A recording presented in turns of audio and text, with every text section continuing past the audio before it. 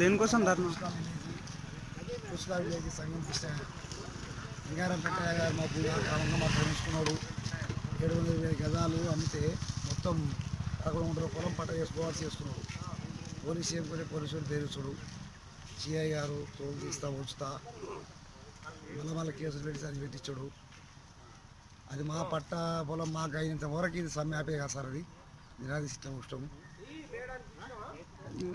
ఎవరు కబ్జా చేశారు? బంగారం పెంటయ్య గారు, గంగయ్య. వాళ్ళ పొజిషన్ ఏంటి? పొజిషన్ ఏం లేదు సార్. అది వాళ్ళకి 720 గజాలు అమ్మినాం. అది ఏం చేసిండు? 720 గజాలకు మొత్తం ఎంత చేసిండు? మొత్తం 11 గుంటల వాళ్ళ భార్య పేరు మీద పట్ట చేసిండు. ఆయన పేరు మీద అగ్రిమెంట్ చేసుకున్నాడు, బాండ్ రాసుకొని భార్య పేరు మీద పట్ట ఓవర్స్ చేసుకున్నాడు. అది నేను సిఐ దగ్గర పోలీసు వాళ్ళు కోర్టు అంతసారి కోర్టు కేసు నడుస్తుంది. ఆల్రెడీ కోర్టు కేసు నడుస్తున్నది అని నడవని కూడా ఆ పెట్టే మళ్ళీ అక్రమంగా పెట్టి అది చేస్తే సిఐ తోడుకాలు తీస్తాం తోలు తీస్తాం. ఏ సిఐ? షాద్నర్ సిఐ. కాలు పెడితే ఆ భూమి మాట్లాడిపోతుంటే నా భూమి సార్. నా భూమిలోకి ఆయన కూడా కాలు పెట్టకపోవడం వాళ్ళకి దేనికి మళ్ళీ నీకు ఎవరు సపోర్ట్ చేస్తారా? ఇక సపోర్ట్ అంటే అందరు వాళ్ళ మరో అటు అంతా వాళ్ళు ఒకటే సార్. వాళ్ళంతా ఒకటేగా ఓట్స్ అట్ట చేశారు. అంటే ఇప్పుడు ఇది గవర్నమెంట్ ఆఫీసర్లు మొత్తం వాళ్ళ దిక్కే మాట్లాడారు. మొత్తం వాళ్ళ ఫీవర్